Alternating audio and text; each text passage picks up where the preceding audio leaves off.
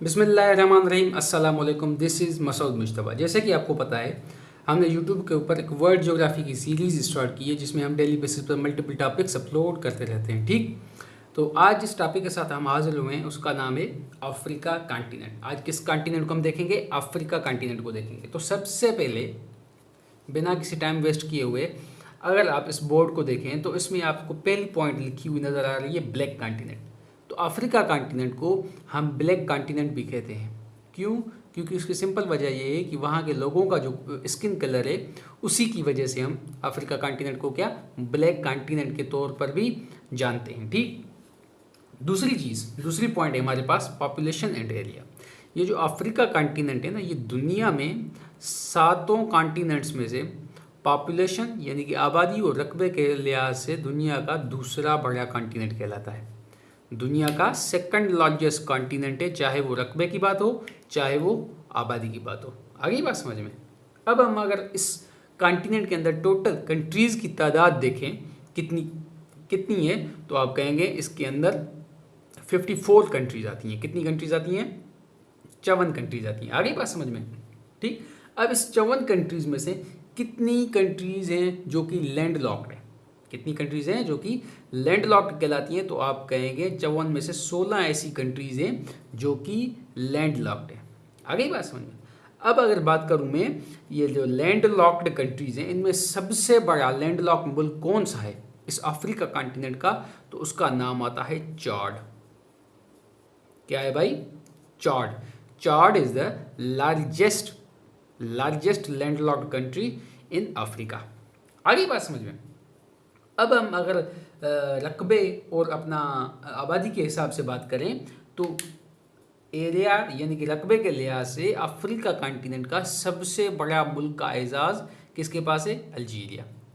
Algeria रकबे के एतबार से अफ्रीका का सबसे बड़ा कंट्री कहलाता है। और दूसरे नंबर पर है हमारा नाइजेरिया, जो कि आबादी के लिहाज से अफ्रीका का सबसे बड़ा मुल्क कहलाता है।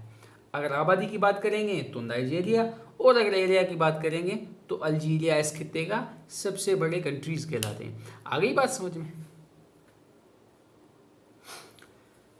तो चलिए अब हम देख लेते हैं अफ्रीका के पहाड़ को। ठीक, अफ्रीका के पहाड़ देख लेते हैं। अब देखिए, सबसे पहला जो हमारे पास पहाड़ है उसका नाम है माउंट किलिमंजारो। क्या है? माउंट किलिमंजारो, जो कि अफ्रीका कॉन्टिनेंट का सबसे बड़ा माउंटेन है।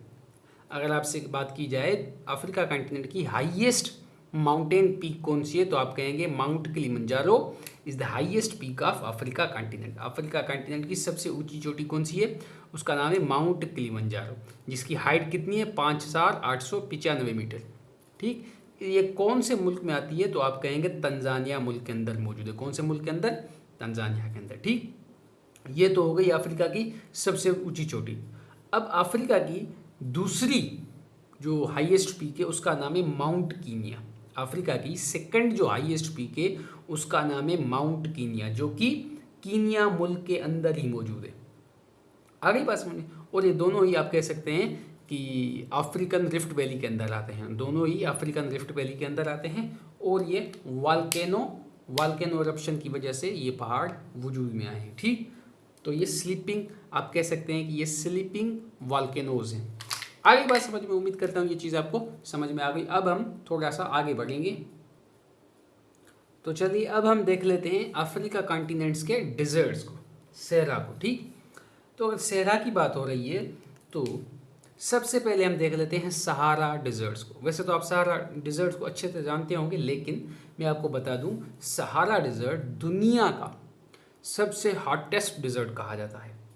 दुनिया का सबसे हॉट डिजर्ट कौन सा है? तो आप कहेंगे सहारा डिजर्ट दुनिया का हॉट डिजर्ट कहलाता है।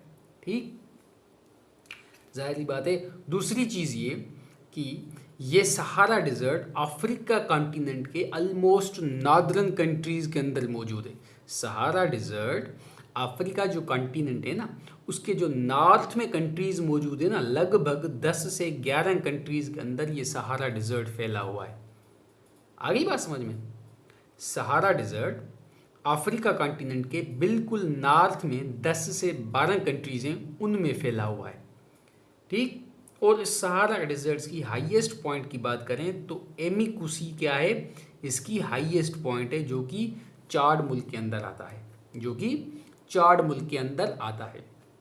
मैंने आपको बताया ना, सहारा डिज़र्ट 10 से 11 मुल्कों में फैला हुआ है, यानी कि वेस्टर्न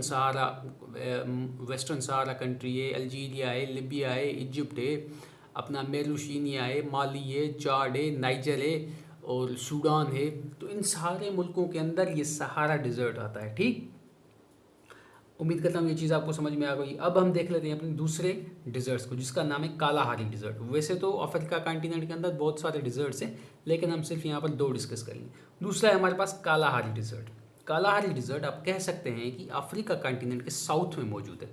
जिस तरीके से सहारा डिज़र्ट अफ्रीका कॉन्टिनेंट के नॉर्थ में आता है, इसी तरीके से कालाहारी डिज़र्ट अफ्रीका कॉन्टिनेंट के साउथ में एग्जिस्ट करता है। ठीक, और ये डिज़र्ट लगभग 3 कंट्रीज़ में फैला हुआ है। कितनी कंट्रीज़ में? 3 कंट्रीज़ में। इसका अक्सर हिस्सा बोस्टवाना मुल्क के अंदर मौजूद है। अक्सर ये जो कालाहारी डिज़र्ट है, इसका ज़्यादातर हिस्सा बोस्टवाना मुल्क में आता है और कुछ हिस्सा नमीबिया मुल्क में भी आता है और थोड़ा बहुत हिस्सा साउथ अफ्रीका कंट्री में भी एग्जिस्ट करता है। ठीक, तो ये था हमारा डिज़र्ट्स के बारे में। तो चलिए अब हम डिस्कस कर लेते हैं reverse of Africa. Africa continent तो वैसे तो बहुत सारे रिवर्स हैं, लेकिन जिस रिवर को हम यहाँ पर डिस्कस करेंगे उसका नाम है नाइल रिवर। ठीक, दरियाए नील भी से कहा जाता है। अब सबसे पहले अगर इस दरिया की लेंथ की बात करें तो इसकी लेंथ कहलाती है 6650 किलोमीटर।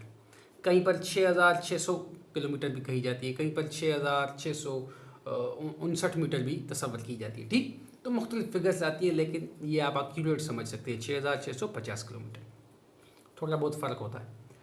अब अगर दरियाए नील की बात करें तो दरियाए नील दुनिया का सबसे लंबा दरिया कहलाया जाता है। ठीक, दुनिया का सबसे लॉन्गेस्ट रिवर अगर आपसे पूछ ले तो आप कहेंगे दरियाए नील दुनिया का लॉन्गेस्ट रिवर तस्वर किया जाता है। हमने पहले भी अमेज़न रिवर को देख चुके हैं, जैसे कि मैंने आपको बताया था साउथ अमेरिका के अंदर कि अमेज़न रिवर दुनिया का लार्जेस्ट रिवर है वॉल्यूम और साइज़ के एतबार से, लेकिन लंबाई के एतबार से दुनिया का सबसे बड़ा रिवर दरियाए नील को कहा जाता है। ठीक, और ये दुनिया का सेकंड लार्जेस्ट रिवर होगा आफ्टर अमेज़न। अगर लार्जेस्ट की बात करेंगे यानी कि साइज़ और वॉल्यूम की बात करेंगे ना, तो उसमें इसका सेकंड नंबर आएगा। किसका? दरियाए नील का कौन सा नंबर आएगा? सेकंड नंबर आएगा। और पहले नंबर पर कौन आएगा? अमेज़न रिवर आएगा। अगर हम लेंथ की बात करेंगे यानी कि लंबाई की बात करेंगे तो उसमें दरियाए नील पहले नंबर पर आएगा और दरियाए अमेज़न वो दूसरे नंबर पे आएगा। आ गई बात समझ में? ठीक, अब देखेंगे कि इस दरियाए नील की ओरिजिन कहाँ से होगी और ये कहाँ पर जाकर अपना पानी छोड़ेगा। ठीक तो देखिए, सबसे पहले ये जो दरियाए नील है ये 2 दरियाओं से मिलकर बनेगा। एक का नाम है ब्लू नील, दूसरे का नाम है वाइट नील। ये दोनों दरिया जाकर कहाँ पे मिलेंगे? सूडान के शहर खर्तूम में मिलते हैं। कहाँ पर? सूडान के शहर खर्तूम में मिलेंगे। फिर वहाँ से ये दरियाए नील को जन्म देंगे और फिर ये आगे जाकर अपना पानी मेडिटेरियन में सी में डाल देगा।